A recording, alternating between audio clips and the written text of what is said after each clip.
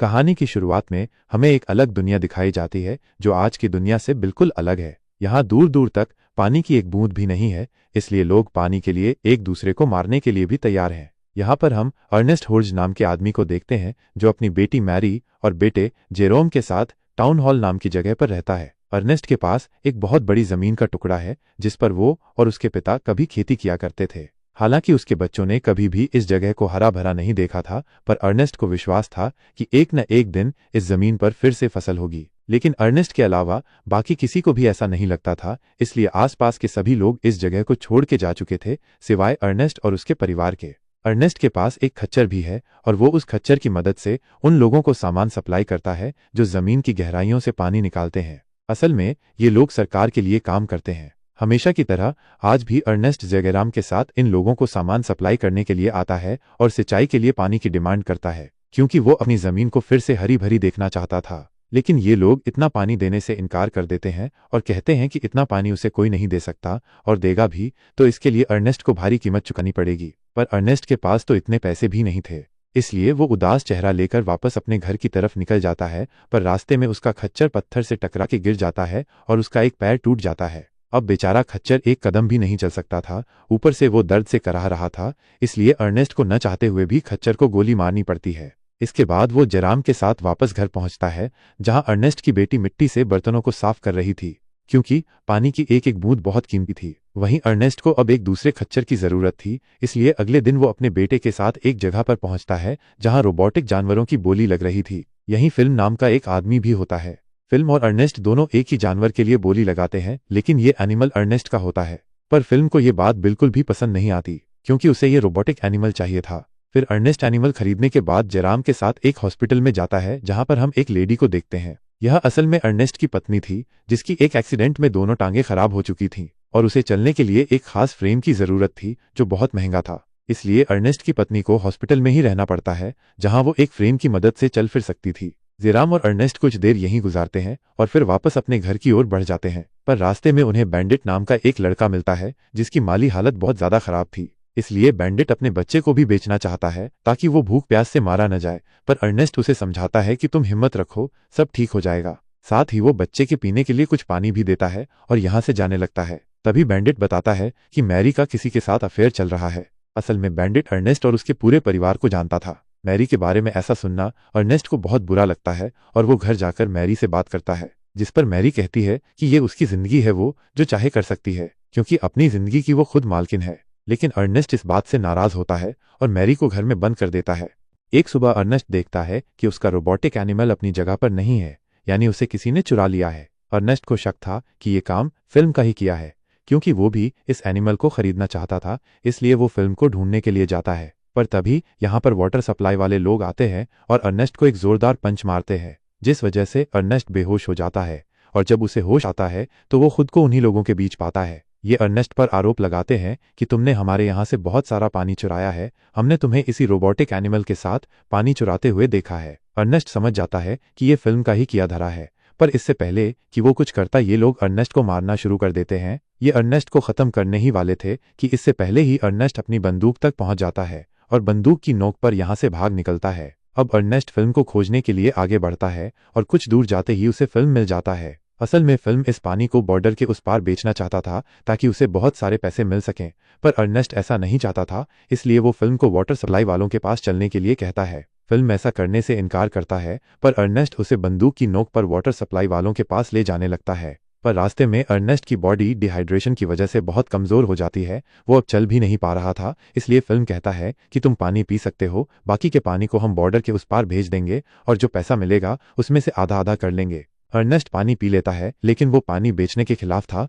पर अब वो एक कदम भी नहीं चल पा रहा था। इसी मौके का फायदा उठाकर फिल्म अर्नेस्ट पर पत्थरों से वार करता है और अर्नेस्ट की मौत हो जाती है। अब फिल्म इस मौत को ऐसे दिखाता है जैसे रोबोटिक एनिमल ने अर्नेस्ट की जान ली है और वो दोनों को एक साथ बांधकर यहाँ से फरार हो जाता है। इसके बाद हम मैरी को देखते हैं जो अपने बॉयफ्रेंड से मिलती है। ये बॉयफ्रेंड कोई और नहीं बल्कि फिल्म ही था, लेकिन फिल्म ने जो किया उससे मैरी और जेरोम दोनों ही अनजान थे, इसलिए मैरी फिल्म के साथ चली जाती है। उधर जेरोम को अर्नेस्ट की चिंता होने लगती है, क्योंकि वो सुबह से घर नहीं लौटा था, इसलिए वो अपने फादर को ढूंढने के लिए जाता है, जहां रास्ते में उसे एक पानी की बोतल और वही रोबोटिक एनिमल नजर आता है। जेरोम को पता चल चुका था कि उसके फादर की मौत हो चुकी है, इसलिए वो इस वाटर बॉटल को लेकर वाटर सप्लायर्स के पास जाता है। ये लोग भी समझ जाते हैं कि पानी चुराने वाला कोई और नहीं है, क्योंकि अर्नेस्ट ऐसा करता तो बाकी का पानी भी उसी के पास होता, पर वहां तो पानी था ही नहीं। घर वापस आते ही जेरोम रोबोटिक एनिमल के टुकड़े टुकड़े करने की कोशिश करता है, क्योंकि उसके फिल्म के प्लान के मुताबिक जेरोम को भी ऐसे ही लग रहा था कि एनिमल ने ही उसके फादर को मारा है। पर तभी यहाँ फिल्म आता है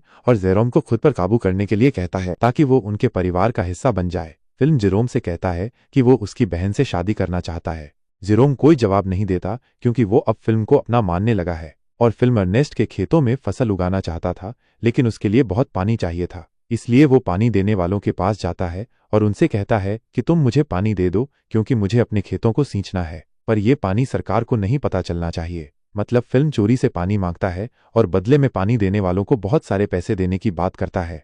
लालच में आकर वे लोग मान जाते हैं और फिल्म को पानी मिल जाता है। इसके बाद वो खेतों में बहुत मेहनत करता है और आखिरकार फसल उग जाती है। ये देखकर जेरोम और मेरी बहुत खुश होते हैं और अब जेरोम फिल्म से प्रभावित था, इसलिए फिल्म और मेरी शादी कर लेते हैं।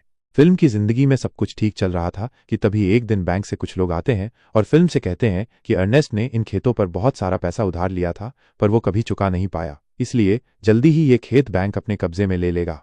यह सुनकर फिल्म बहुत दुखी होता है, क्योंकि वो किसी भी कीमत पर इन खेतों को अपने हाथ से नहीं जाने देना चाहता था। इसलिए वो एक योजना बनाता है और बैंडिट के पास जाता है। फिल्म जानता था कि बैंडिट अपने बच्चों को बेचना चाहता है, इसलिए वो बैंडिट को बच्चा बेचने के लिए कहता है और बैंडिट फिल्म की बातों में आकर अपनी पत्नी को बताए बिना कुछ लोगों को अपना बच्चा बेच देता है। इससे उसे बहुत सारे पैसे मिलते हैं, पर ये पैसे फिल्म को चाहिए थे, इसलिए वो बैंडिट को गोली मारकर मार देता है।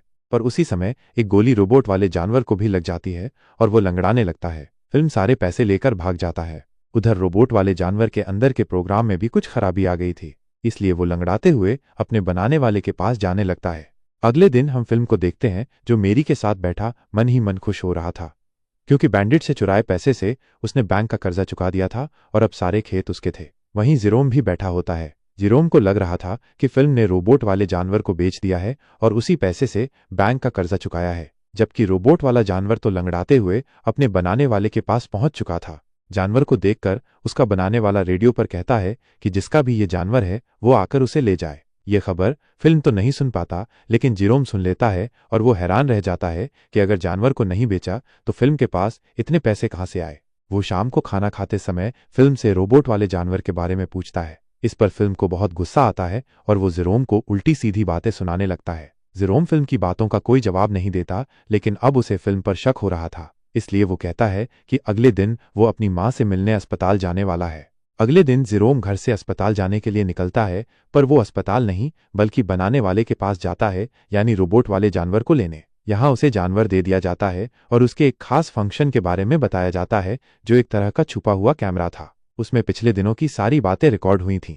जेरोम उन रिकॉर्डिंग को देख ही रहा था कि तभी उसे अपने पापा की मौत वाली रिकॉर्डिंग भी दिखाई देती है और उसे आखिरकार पता चल ही जाता है कि उसके पापा का कातिल ये जानवर नहीं बल्कि फिल्म है। साथ ही उसने बैंडिट को भी मारा है। जेरोम बहुत रोता है और घर पहुंचता है। वो रोबोट वाले जानवर को भी घर ले आया था। फिल्म के घर आते ही जेरोम उससे कहता है कि वो रोबोट वाला जानवर तो घर आ चुका है, जबकि तुमने तो उसे बेच दिया था। यह सुनते ही फिल्म घबरा जाता है और झूठ बोलने लगता है। जेरोम को बहुत गुस्सा आता है, पर वो फिल्म से कुछ नहीं कहता, लेकिन हाँ इतना जरूर कहता है कि तुम्हें बैंडिट याद कर रहा था। यह सुनते ही फिल्म डर जाता है, क्योंकि बैंडिट को उसने खुद अपने हाथों से मारा था, लेकिन वो इस बात पर ज्यादा ध्यान नहीं देता और अगले दिन उसे एक चिट्ठी मिलती है जो असल में बैंडिट ने भेजी थी। उसमें लिखा था कि मुझे तुम्हारी मदद की जरूरत है, इसलिए तुम्हें मुझसे मिलना होगा। बैंडिट ने फिल्म को एक सुनसान जगह पर बुलाया होता है। फिल्म भी सोचता है कि वो वहां जरूर जाएगा और अपने रोबोट वाले जानवर के साथ उस जगह पर जाने के लिए निकल जाता है, पर वहां पहुंचते ही फिल्म एक गड्ढे में गिर जाता है, जिससे उसके दोनों पैर टूट जाते हैं। साथ ही उसे एक परछाई भी दिखती है जो असल में जेरोम की थी। मतलब ये चिट्ठी जेरोम ने लिखी थी। फिल्म भी समझ जाता है कि जेरोम को सब पता चल चुका है। फिल्म एक बार फिर से झूठ बोलता है कि जो भी हुआ वो एक हादसा था, इसमें फिल्म की कोई गलती नहीं थी। लेकिन जेरोम की आंखों में गुस्सा था, क्योंकि वो सच जान चुका था, इसलिए वो फिल्म की एक नहीं सुनता और उसे वहीं मार डालता है। अब जेरोम अपने जानवर के साथ घर लौट रहा होता है, जहां उसे मेरी दिखती है, पर मेरी को फिल्म के बारे में कुछ नहीं बताता, क्योंकि मेरी पेट से थी। कई दिन बीत जाते हैं, लेकिन फिल्म का कुछ पता नहीं चलता, इसलिए मेरी जेरोम से सवाल करती है, पर जेरोम अब भी उसे कुछ नहीं बताता और कुछ दिन और इंतजार करने के लिए कहता है। पर मेरी अब बहुत उदास हो चुकी थी। इसलिए वो अपनी माँ को घर लाने के लिए कहती है, क्योंकि अब उनकी फसल उग चुकी थी और उनके पास इतने पैसे थे कि वे उस मशीन को खरीद सकें जिससे उनकी माँ चल सकती थी। इसके साथ वे दुआ करते हैं कि उनके घर में एक बेटी पैदा हो और इसी के साथ ये फिल्म खत्म हो जाती है।